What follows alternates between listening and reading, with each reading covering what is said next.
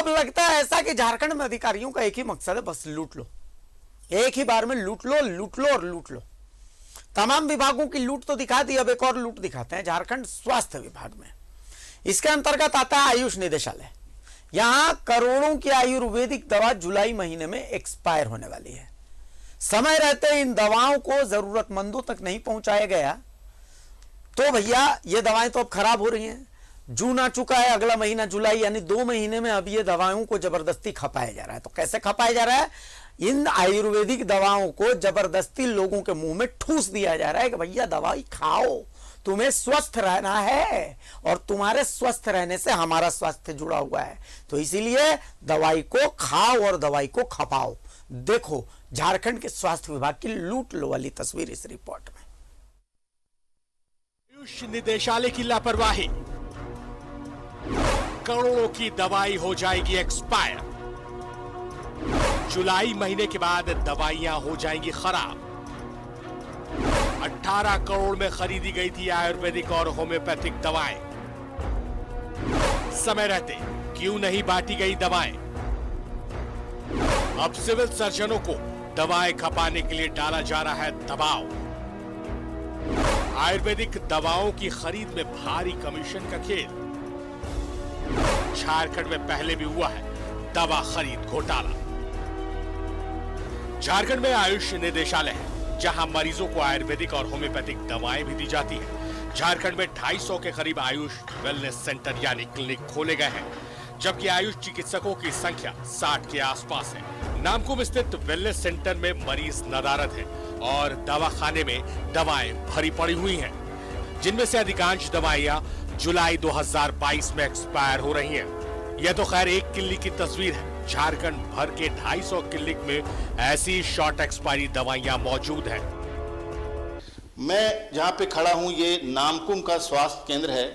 आप देखिए सुदर्शन चूर्ण, ये आयुर्वेदिक औषधि है और ये देखिए इसकी जो एक्सपायरी है ये 7/2022।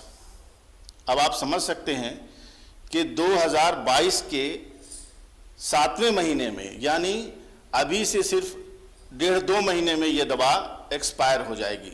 अब आप समझ सकते हैं कि कितना स्टॉक खरीदा गया होगा। अब आइए पंच निम्ब चूर्ण पर, आइए मैं आपको दिखाता हूं। ये दवा भी 7 यानी जुलाई 2022 में एक्सपायर हो जाएगी। आपको पता है कि ये दवा जो है? हम तो नहीं सर, नहीं पता। हम तो नहीं सर, हम तो दूसरे जगह से आए हैं। हम तो तिबाला में है, डीपीटी पोल ये सब देते हैं ना। बाटी तो नहीं सर, हमने कल पर सुना है सर हमको पता है कि दवा एक्सपायर नहीं। हाँ सर देखे एक्सपायर होता। हम तो स्वास्थ्य उपकेंद्र के हैं सर। हॉट एक्सपायरी मान लीजिए पहले से दवा ये आई हुई है तो वो पहले की दवा है, ये तो अभी तो ये परचेज हुआ नहीं है, ये पहले की दवा है, रखी है, इसको पेशेंट को दिया जा रहा है। कब तक देते रहेंगे? जुलाई तक तो ही चलेगा ये पेशेंट का। जुलाई तक आप देते रहेंगे? हाँ जुलाई तक, जब तक इसका एक्सपायरी उसका। और दवाएं आ रही हैं? हाँ दवाई आएगी वहाँ, जैसे हम लोगों को वहाँ जिला आयुष चिकित्सा पदाधिकारी के यहाँ से जैसे राज्य में परचेज होता है वहाँ जाता है, वहाँ से फिर दवाएँ यहाँ पर आएगी। दरअसल इन दवाइयों की खरीद 2018 में की गई थी। 18 करोड़ की दवाइयां शॉर्ट एक्सपायरी किसने और क्यों खरीद ली, ये बात समझ से परे है। दवाओं की खरीद मेडिकल कॉर्पोरेशन ऑफ झारखंड करती है और अब ये दवाइयां 1 महीने में एक्सपायर हो जाएंगी तो इसका जिम्मेदार भी मेडिकल कॉर्पोरेशन ही होगा। आयुष निदेशक के मुताबिक राज्य भर में किसान मेला लगाकर ये दवाइयां बांटी जा रही थी, लेकिन किसान मेला लगा नहीं और ये दवाइयां नहीं बांटी जा सकी। ये दवा अभी तो एकदम नहीं खरीदाई है, ये सब पहले की दवाएं हैं। मामला ये रहा है कि हर जगह हमारे जो आयुष के डॉक्टर है उनको जिला प्रशासन और हमारे सिविल सर्जन के जरिए जब उनके फैसले सब कोविड ड्यूटी में लगातार 2 साल तक काम किए, तो उसके चलते बहुत सारे जिलों में जहाँ डॉक्टर है ही नहीं है तो रुक गई दवा। पहले भी दवाइयों की खरीद झारखंड में घोटाले के रूप में सामने आ चुकी है। जरूरत से ज्यादा खरीद के आरोप में तत्कालीन IAS officer doctor Pradeep Kumar जेल भी जा चुके हैं। जरूरत इस बात की है कि एक जांच कमेटी इस बात की जांच करे कि किसने और किसके आदेश से बिना सोचे समझे दवाओं का 18 करोड़ का स्टॉक खरीद लिया। कैमरामैन उमेश के साथ रांची से न्यूज़ 11 भारत के लिए शाहनवाज अख्तर की रिपोर्ट। सहयोगी शाहनवाज हमारे साथ जुड़े हुए हैं, मैं सीधा रुक कर रहा हूं शाहनवाज का। शाहनवाज, 18 करोड़ की दवाइयां, 18 करोड़ में कितने जीरो होते हैं इसका अंदाजा लगाना एक आम झारखंडी के लिए मुश्किल है। और 18 करोड़ की दवाइयां एक्सपायर, यानी उसके बाद वो मिट्टी, किसी काम की नहीं। तो अब कोशिश है जिसको जरूरत नहीं है उसको भी दवाई ठूंस दो, मतलब झारखंड को लूट लो, लूट लो, लूट लो और लूट लो। शाहनवाज जी बिल्कुल, आयुष निदेशालय ने 2 साल पहले लगभग 18 करोड़ की आयुर्वेदिक दवाएं खरीद ली। शॉर्ट एक्सपायरी दवाएं हैं।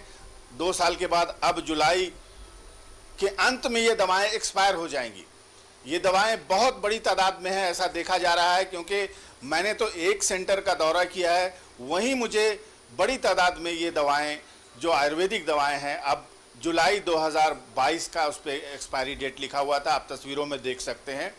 ये 3-4 बड़े बड़े ब्रांड की दवाएं हैं जिनकी शॉर्ट एक्सपायरी है। ये मुझे एक सूत्र के ज़रिए ये जानकारी मिली कि तमाम सिविल सर्जनों को, जो 24 ज़िले हैं झारखंड में, उन सिविल सर्जनों को ये दबाव दिया जा रहा है कि आप जल्द से जल्द ये स्टॉक उठा करके बांट दें, चाहे जैसे भी बांटना हो आप इसको ख़त्म करें।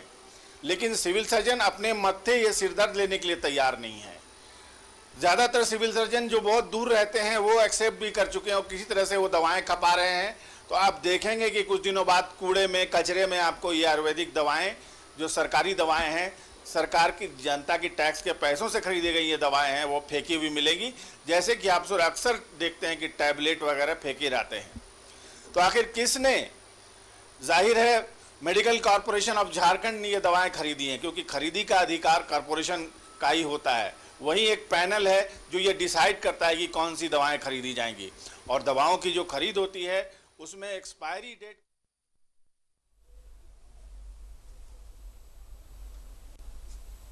चलिए शाहनवाज, शाहनवाज, शाहनवाज, घड़ी घड़ी घड़ी का इशारा ये कहता है, घड़ी का इशारा ये कहता है कि फिलहाल हमें दर्शकों को अलविदा कहना पड़ेगा। लेकिन सवाल तो यही है कि भैया 18 करोड़ की दवाई ली, अगर गरीब वो दे देते जिनको जरूरत थी तो भैया आपका क्या बिगड़ जाता, सही वक्त में दवाइयों का इस्तेमाल हो जाता। लेकिन ना, सिस्टम है, सिस्टम सुधर जाए तो फिर वो सिस्टम ही क्यों रहेगा। लेकिन जवाब तो देना पड़ेगा कि भैया ये दवाइयां आखिर खरीदी गई तो खरीदने के बाद इन्हें सड़ाया क्यों गया, ये लापरवाही किसकी है, इसकी जवाबदेही किसकी बनती है। जवाबदेही तो तय करनी ही पड़ेगी। डंके की चोट में फिलहाल यहीं तक। नमस्कार, जोहार।